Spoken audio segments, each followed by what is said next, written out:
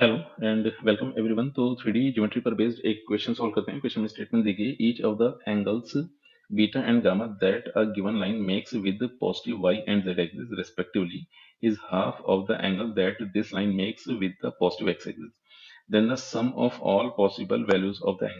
तो अल्टीमेटली जो alpha beta and gamma दिए गए हैं ये गिवन स्ट्रेट लाइन के रिस्पेक्ट में डायरेक्शन रेशियोज ही दिए गए हैं। और अगर गिवन कंडीशन का यूज किया जाए तो यहाँ से अपने को ये मालूम पड़ा कि बीटा एंड गामा ये आपस में इक्वल है और ये अल्फा बाई 2 के इक्वल दिए गए हैं। फिर फर्दर अगर यहाँ से देखा जाए तो होता ये था कि cos square alpha plus cos square beta plus cos square gamma, तो इन तीनों के स्क्वायर के सम की वैल्यू 1 गिवन होती थी। और इसको अगर इक्वेशन नंबर 1 बोले तो फर्दर यहाँ से कंक्लूड कर सकते हैं cos square alpha plus cos square beta, और गामा को अगर बीटा के प्लेस पर पुट कर दिया जाए, मतलब गामा को अगर बीटा पुट कर दिया जाए तो यहाँ से मिला cos square beta plus cos square beta, that will be 2 cos square beta is equal to 1। फिर फर्दर अगर इसको सिंप्लीफाई करें तो cos स्क्वायर अल्फा और अल्फा के प्लेस पर 2 बीटा लिखा जा सकता है, तो ये इस तरह से बना cos square 2 beta plus 2 cos square beta is equal to 1।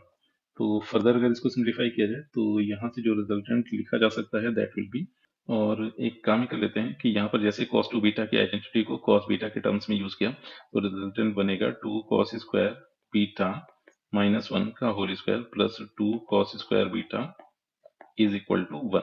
तो फर्दर अगर इसको सिंप्लीफाई करें तो रिजल्टेंट बनेगा 4 cos power 4 beta plus 1 and minus का 4 cos power 4 beta, in fact cos square beta फिर प्लस का 2 cos square beta as is given है इज इक्वल टू 1।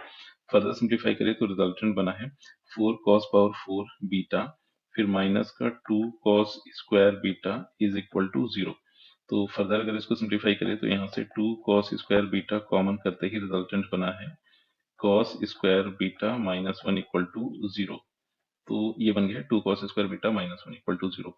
तो यहाँ से cos स्क्वायर बीटा की वैल्यू अपने को 0 मिली, या फिर cos स्क्वायर बीटा की वैल्यू अपने को 1/2 मिली।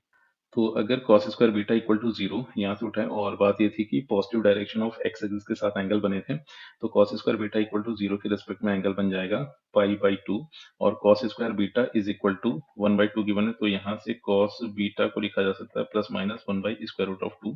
तो यहाँ से बीटा के रिस्पेक्ट में एंगल मिलेगा π/4। तो जैसे ही इन दोनों को ऐड किया, मतलब बीटा की दो पॉसिबल वैल्यूज आ गई π/2 एंड π/4, दोनों को ऐड करते ही रिजल्टेंट बना 3π/4, एंड यही इस क्वेश्चन का आंसर है।